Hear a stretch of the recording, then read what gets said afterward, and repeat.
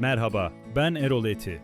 Dünyayı keşfetmeyi ve sizlerle paylaşmayı seven biri olarak bu kanalda hem gezip gördüğüm yerleri anlatıyor, hem de yurt içi ve yurt dışından en dikkat çekici gelişmeleri sizlere aktarıyorum. Yeni yerler, farklı kültürler ve gündemin nabzı hepsi burada. Birlikte keşfetmeye başlayalım mı? İçeriklerimin devamı için lütfen kanalıma abone olun. Merhaba arkadaşlar. Günlerden 6 Ocak 2026. 3 Ocak 2026 tarihinde Amerika Birleşik Devletleri'nin Venezuela ülkesine yapmış olduğu işgal girişimi sonrası Maduro'nun ülkeden kaçırılması ve Amerika Birleşik Devletleri'ne yargılanmak üzere götürülmesi sonrası da ortaya çıkan durumla ilgili bir analiz daha sizlerle paylaşmak istiyorum. Olay aslında 1974 yılında Amerika Birleşik Devletleri ile Suudi Arabistan arasında yapılan bir anlaşma. Küresel ekonominin görünmez temelini atmış. Petrol yalnızca Amerikan doları ile satılacaktı aslında. Karşılığında ise Amerika askeri bir koruma sağlayacaktı. Böylece petrodolar sistemi doğmuş. Dünya petrol almak için dolara muhtaç hale gelmiş ve bu sistem Birleşik Devletleri'nin 10 yıllar boyunca ekonomik ve askeri gücünü finanse etmesini sağlamıştı. Bugün bu düzen ciddi bir meydan okumayla karşı karşıya. Venezuela. Dünyanın en büyük kanıtlanmış petrol rezervine sahip bir ülke. 2018'den itibaren petrol satışlarında doları terk etmiş. Yuan, euro ve ruble kabul etmeye başladı. BRICS'e katılmak istediğini açıkladı ve Çin'le dolar dışı ödeme sistemleri kurdu. Bu adımlar petrodolar düzenine doğrudan bir tehdit olarak görülmüş. Birleşik Devletler tarafından. Geçmişte benzer adımlar atan liderler de benzer sonuçlarla karşılaştı. Irak'ta Saddam Hüseyin, Libya'da Muammer Gaddafi. Bugün benzer bir hikaye Venezuela'da yazılıyor. Ancak tablo artık değişiyor. Rusya, İran ve Çin dolar dışı ticareti büyütüyor.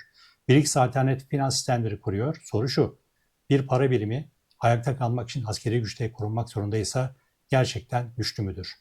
Venezuela, petrodolar çağının sonuna yaklaşıldığını gösteren en çarpıcı işaretlerden biri olabilir. Bu özet bilgiden sonra detaylarla sizlerle birlikte içeriğinde buluşmak üzere. Hoşça kalın.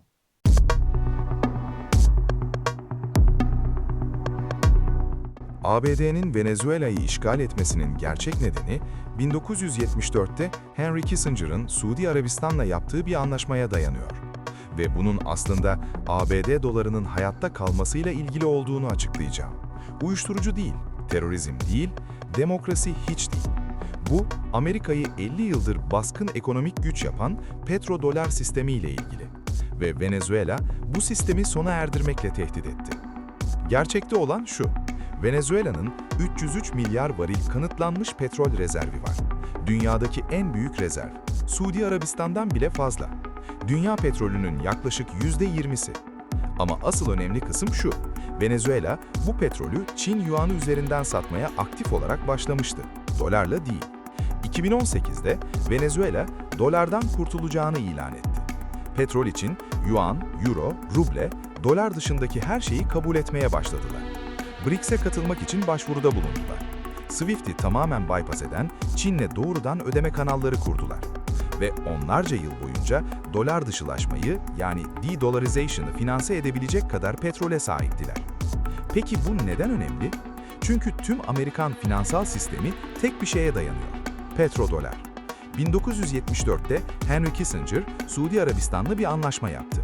Dünyada satılan tüm petrol ABD doları üzerinden fiyatlandırılacaktı. Karşılığında Amerika askeri koruma sağlayacaktı. Bu tek anlaşma dünya çapında dolara yapay bir talep yarattı. Dünyadaki her ülke petrol almak için dolara ihtiyaç duyar hale geldi. Bu da Amerika'nın sınırsız para basabilmesini sağladı. Diğer ülkelerse bu parayı kazanmak zorunda kaldı. Bu sistem orduyu finanse etti, refah devletini finanse etti, devasa bütçe açıklarını mümkün kıldı. Petrodolar, ABD hegemonyası için uçak gemilerinden bile daha önemli. Ve bu sisteme meydan okuyan liderlerin başına ne geldiğine dair örnekler zinciri var. 2000, Saddam Hüseyin, Irak petrolünü dolar yerine euro ile satacağını açıkladı. 2003, Irak işgal edildi. Rejim değişti, petrol hemen tekrar dolar cinsinden satılmaya başladı. Saddam linç edilerek öldürüldü. Kitle imha silahları hiçbir zaman bulunamadı, çünkü hiç var olmamışlardı. 2009, Kaddafi, petrol ticareti için altına dayalı bir Afrika para birimi olan altın dinarı önerdi. Hillary Clinton'ın sızdırılmış e-postaları bunun müdahalenin birincil nedeni olduğunu konulandırıyor. E-postadan alıntı. Bu altın, Libya altın dinarına dayalı Pan-Afrika para birimi kurmak için tasarlanmıştı. 2018'de NATO Libya'yı bombaladı. Kaddafi işkenceyle öldürüldü. Libya bugün açık köle pazarları olan bir ülke. Geldik, gördük, öldü diye Clinton kameralar önünde güldü. Altın dinar da onunla birlikte öldü. Ve şimdi Maduro.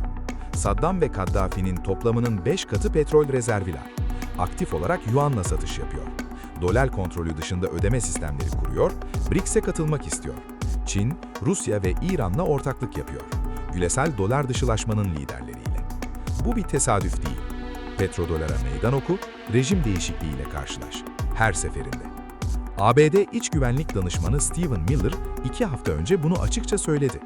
Venezuela'daki petrol endüstrisini Amerikan emeği, zekası ve alın teri yarattı. Bunun tiranlıkla kamulaştırılması, Amerikan serveti ve mülkiyetinin tarihteki en büyük hırsızlığı. Saklamıyorlar bile. Amerikan şirketleri 100 yıl önce geliştirdi diye Venezuela petrolünün Amerika'ya ait olduğunu iddia ediyorlar. Bu mantıkla tarihteki her kamulaştırma hırsızlık olurdu. Ama daha derin bir sorun var. Petrodolar zaten ölüyor. Rusya, Ukrayna'dan sonra petrolü ruble ve yuanla satıyor. Suudi Arabistan, yuanla ödeme seçeneklerini açıkça tartışıyor. İran yıllardır dolar dışı ticaret yapıyor. Çin, 185 ülkede 4800 bankayı bağladığı SWIFT alternatifi olan CIPS'i kurdu. BRICS ülkeleri doları tamamen bypass eden ödeme sistemleri geliştiriyor. Enbridge projesi de merkez bankalarının yerel paralarla anında ödeme yapmasını sağlıyor. Venezuela'nın 303 milyar varil petrolle BRICS'e katılması bu süreci katlanarak hızlandırırdı. İşte işgalin asıl nedeni bu. Uyuşturucu değil, Venezuela ABD'ye gelen kokainin %1'inden azından sorumlu. Terörizm değil, Maduro'nun bir terör örgütü yönettiğine dair sıfır kanıt var. Demokrasi değil. ABD, seçim bile olmayan Suudi Arabistan'ı destekliyor. Bu, Amerika'nın 50 yıldır dünyanın çalışıp Amerika'nın para basmasını sağlayan düzenini koruma çabası. Ve sonuçları korkunç.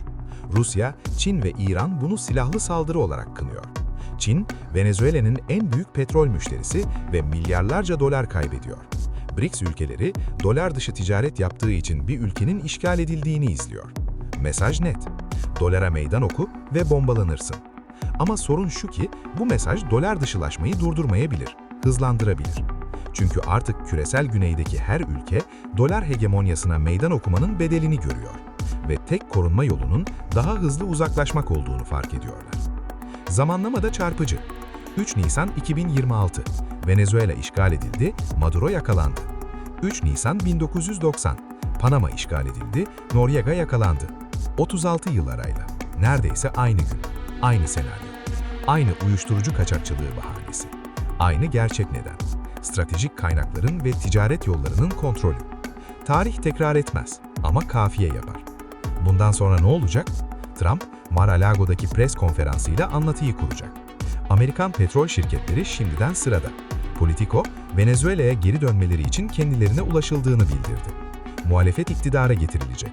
Petrol tekrar dolar üzerinden akacak. Venezuela, Irak ve Libya gibi olacak. Ama kimsenin sormadığı soru şu: dolar hegemonyasını artık bombalayarak sürdüremediğinde ne olacak?